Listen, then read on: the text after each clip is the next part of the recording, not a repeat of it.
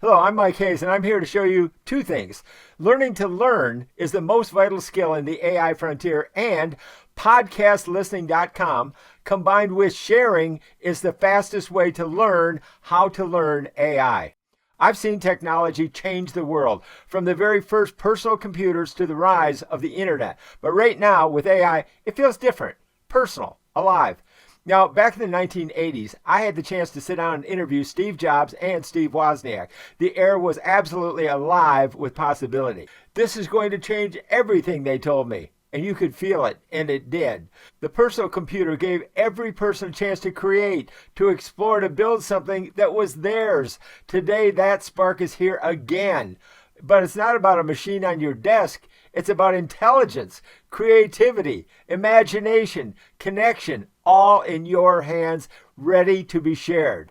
And that's the word that matters most, sharing. AI is not just tech, it's about us. It's about lifting each other up, sharing opportunities, building ideas together, not alone. Two voices, two eras, one idea.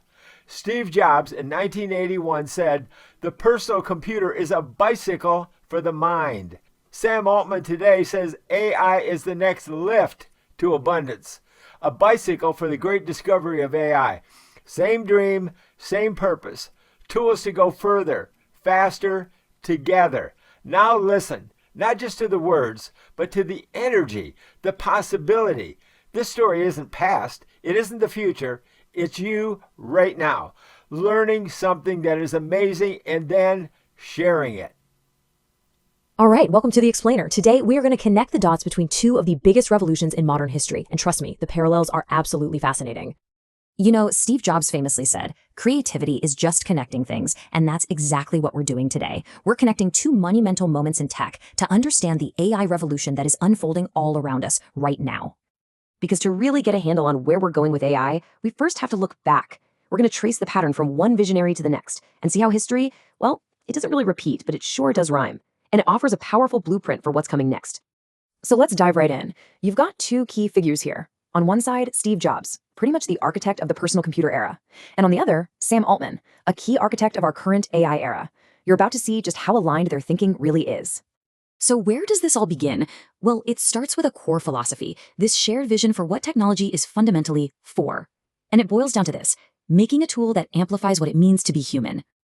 Picture this, it's 1981, and a young Steve Jobs comes out with this powerful analogy. He wasn't just talking about building a box with circuits and a screen. No, he saw it as building a vehicle for our minds, a bicycle for the mind. And you have to understand, this wasn't just some slick marketing slogan. It shaped everything about Apple's approach. The whole point was to let the machine handle the boring, tedious stuff, freeing up our brains to do what we do best, create, dream, and solve big problems. Okay, now fast forward 4 decades.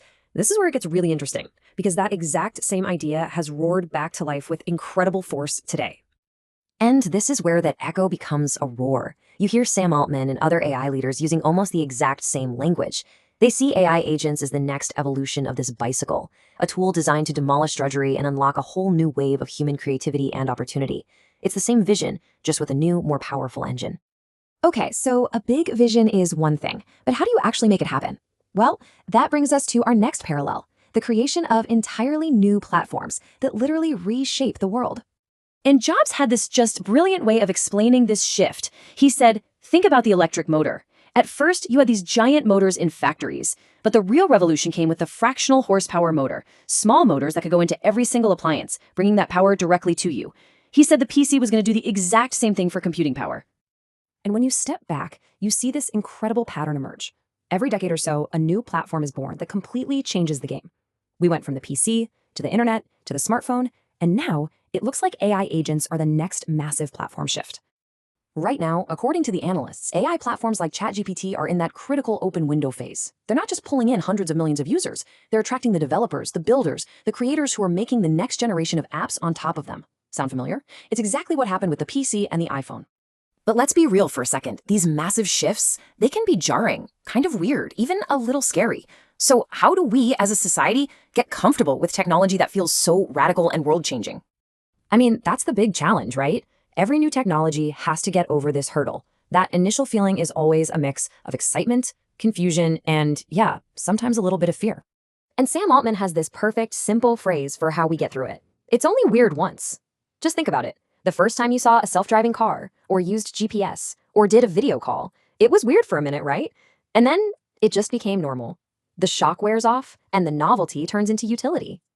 What's so fascinating is that both of these leaders understood this instinctively.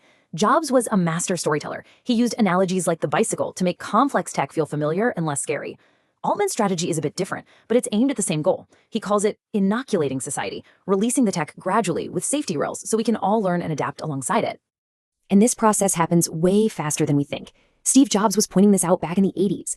The Xerox machine completely transformed office work in less than 20 years. And the slide rule, it was totally wiped out just 6 years after the first pocket calculator hit the market. We adapt fast.